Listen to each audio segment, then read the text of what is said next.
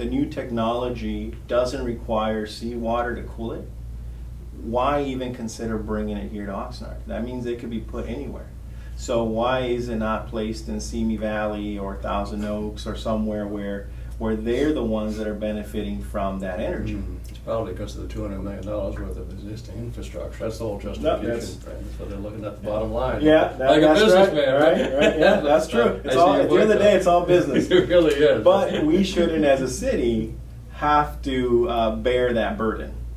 I think we've already done enough. I think we've already had enough power plants on our beaches that we don't necessarily need another one. Mm-hmm.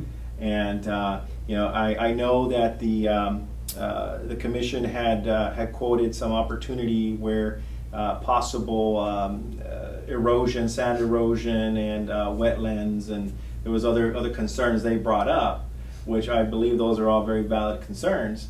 But I think at the end of the day, it's about, is that truly going to benefit Oxnard? And I don't believe it does. The city's just about tripled in size since you've lived here, right? It has. And we obviously are bursting at the seams in some area and have a housing problem. Mm-hmm. Now, there's two kinds of housing we need. We need low-income housing for the many people that can't afford it, and we probably need middle-income housing to bring people in to pay for the rest of it. Right. Any opinions on how we should proceed? Well, I do see the fact that housing is a big concern. And to me, I look at the urbanization of the downtown. I think the revitalization of the downtown will add a lot of new construction, would add some housing there if we make it mixed use so that there is some residential there. Even if we go up 5 stories high, it will be some nice housing in there that we can mix it up a little bit, do a little bit of lower income homes in there as well, and then of course our higher ends so that it can pay for it. That's one way of doing it. One of the reasons that I support Measure F over Measure C is because I believe that when it comes to our farmland and it comes to our green belts, yes, we want to protect it, and it's what gives us an identity, but focusing on 2030 versus 2050 makes more sense because our city will continue to grow. Doesn't Measure F also have some additional provisions that would help agriculture without being detrimental to the environment? And that's so also we're talking sustained BC versus yes, SOAR, right? Exactly. Okay. Yeah, the sustainability. Mm-hmm. And I believe that we have to be able to also help our farmers.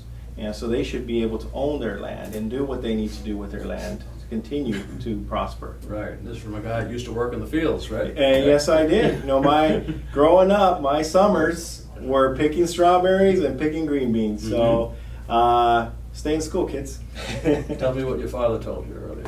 My dad gave me 2 options. He said you could either do one, you can work in the fields every day and see what hard work is, or 2, you get an education. Thank you, Mr. Sepulveda Sr. There we go. And I got an education. All right. We're kind of winding up. We're running out of time a little bit.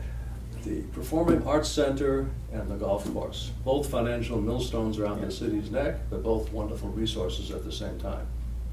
Golf course. Let me take that one first. I believe the golf course, number one, because it is bleeding and it's losing money, we have to look at things from a different perspective. Is there a way to do a public-private partnership where we bring in somebody else to maybe rename the golf course, take the golf course, lease it from the city so that the city doesn't lose money, so that they're in charge, they're responsible now for all the maintenance and the upkeep of the actual golf course, and now we just collect the lease. And so we have to start considering those types of options, because technically it's unfair that we have a golf course that not every resident of Oxnard uses. It's only a select few. Okay. And then our Performing Arts Center, how do we deal with that? Can we look at getting that same type of a partnership where we partner up with a public-private partnership so that we can have venues there? What kind of venues can come in and help us? Now, last year the city spent $3 for every dollar it took in the revenues for the back. So what do we need to at least break even? Or is it is it reasonable to break even? I know in talking with individuals, one of the things that they've told me is that when it comes to the arts, sometimes the city will have to put in a little bit of money. And I understand that concept because you want to support the arts. It's very important for the community to do that. But if we're supporting the arts, we have to do it in a way that's financially prudent for the city. And that is looking at other options. Because spending $3 for every dollar that comes in is not a prudent move. You wouldn't stay in business.